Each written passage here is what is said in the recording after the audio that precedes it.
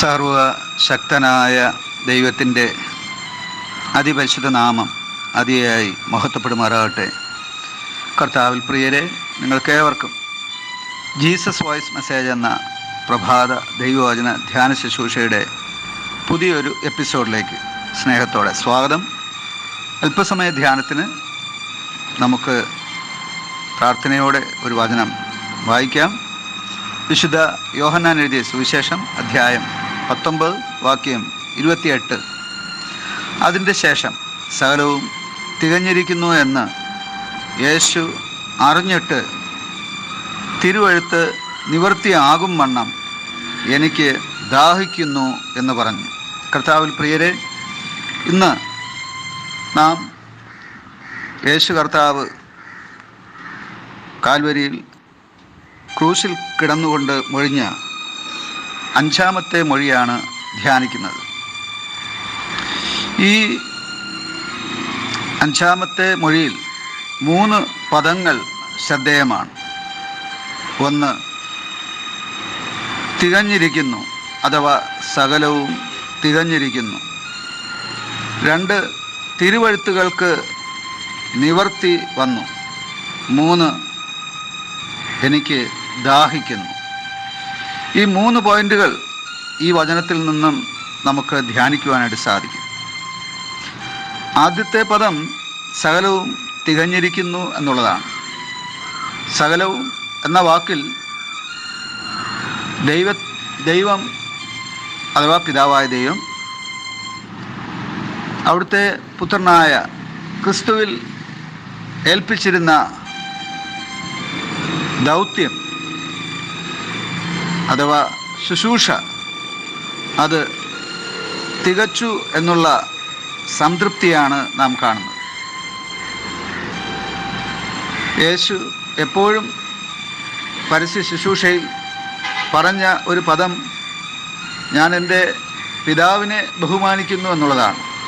ഞാൻ എൻ്റെ പിതാവിനെ അനുസരിക്കുന്നു എന്നുള്ളതാണ്. ഞാൻ എൻ്റെ പിതാവിൻ്റെ ഇഷ്ടമാണ് ചെയ്യുന്നു എന്നുള്ളതാണ്. ആ സ്വർഗസ്ഥനായ പ്രാർത്ഥനയിലും അത് നമുക്ക് കാണുവാനായിട്ട് സാധിക്കും. സ്വർഗത്തിലെ പോലെ നിൻ്റെ ഹിതം ഈ ഭൂമിയിലും നിറവേറണം എന്നുള്ളതാണ്. ഇങ്ങനെ ആ ദൈവഹിതം തികയ്ക്കുന്ന ദൗത്യം ഈ ഭൂമിയിൽ യേശു തികച്ചിരിക്കുകയാണ്. അതെ, നമുക്കും ദൈവം നൽകിയിരിക്കുന്ന ദൗത്യം തികയ്ക്കേണ്ടതായിട്ടുണ്ട്. അതിന് ഇനിയും ഓരോരുത്തരും വളരെ ദൂരം മുന്നോട്ട് പോകേണ്ടതായിട്ടുണ്ട്. രണ്ടാമതായി ഇവിടെ നാം കാണുന്നത് തിരുവെഴുത്ത് നിവർത്തിയായി എന്നുള്ളതാണ്. യേശു ക്രിസ്തുവിനെക്കുറിച്ച് ഉൽപ്പത്തി പുസ്തകം മുതൽ അഥവാ ദൈവപുത്രനെക്കുറിച്ച് ഉൽപ്പത്തി പുസ്തകം മുതൽ പഴയ നിയമത്തിലും പുതിയ നിയമത്തിലും വളരെയധികം വെളിപ്പാടുകൾ ഒളിഞ്ഞും തെളിഞ്ഞും അഥവാ പ്രത്യക്ഷമായും പരോക്ഷമായും നാം കാണുന്നുണ്ട്. അതിനെല്ലാം നിവർത്തി വന്നിരിക്കുകയാണ്.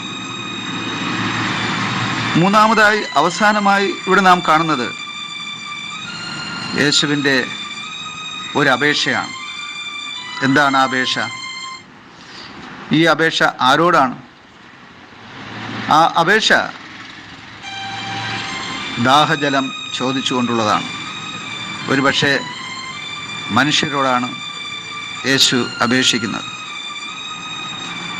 അതേ പ്രിയമുള്ളവരെ, കർത്താവ് ദാഹജലം ചോദിക്കുകയാണ്. ഇത് വളരെ പ്രാധാന്യമുള്ള ഒരു വചനമാണ്. മുഴുവൻ പ്രപഞ്ചത്തെയും സൃഷ്ടിച്ചവൻ, സമുദ്രത്തെ സൃഷ്ടിച്ചവൻ, അതുപോലെ കായൽ, അരുവികൾ, ജലം സകലവും സൃഷ്ടിച്ച കർത്താവ് ഇപ്പോൾ ഒരൽപ്പം ദാഹജലം ചോദിക്കുകയാണ്. സത്യത്തിൽ യേശുവിൻ്റെ ദാഹം ഒരു നേരം ദാഹം ശമിപ്പിക്കുന്ന പച്ചവെള്ളത്തിന് വേണ്ടിയായിരുന്നുവോ? ഒരിക്കലുമല്ല. യേശുവിൻ്റെ അഥവാ ദൈവപുത്രൻ്റെ ദാഹം ഈ മുഴുപ്രപഞ്ചത്തിലെ സകല ജാതികളുടെയും രക്ഷയാണ്. അതിനുവേണ്ടിയുള്ള ദാഹമാണ്.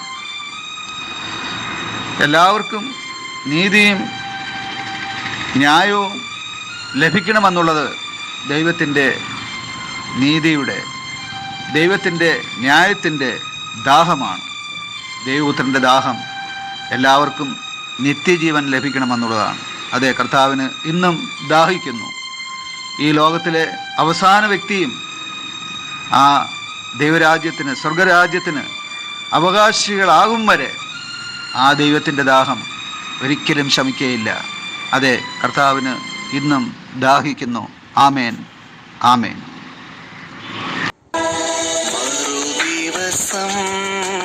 മറിയമകൻ യെരൂശലേമിൽ വരുന്നുണ്ടെന്നോ അറിഞ്ഞ ബഹുജനമവനെ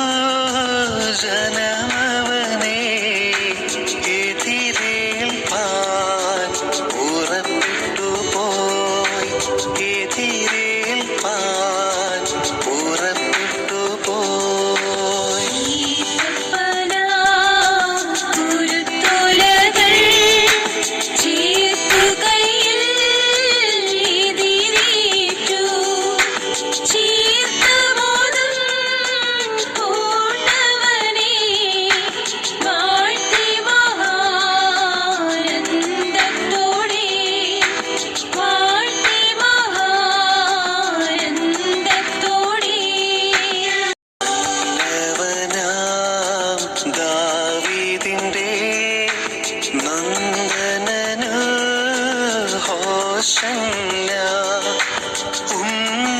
ഉന്നതങ്ങളിൽ ഹോശന്ന എന്നട്ടഹസിച്ചു ചൊല്ലി, എന്നട്ടഹസിച്ചു ചൊല്ലി.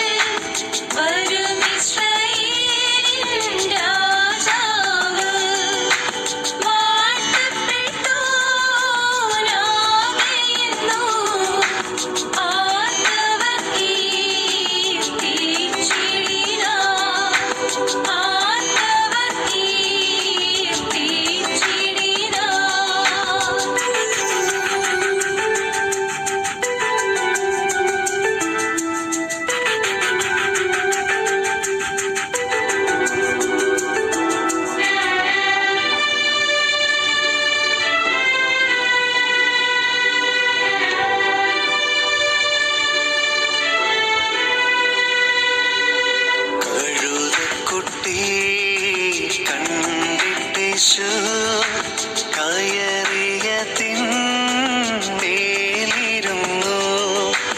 അരുതു ഭയം നിനക്കേതും പരമസിയോൻ മലമകളെ, പരമസിയോൻ മലമകളെ.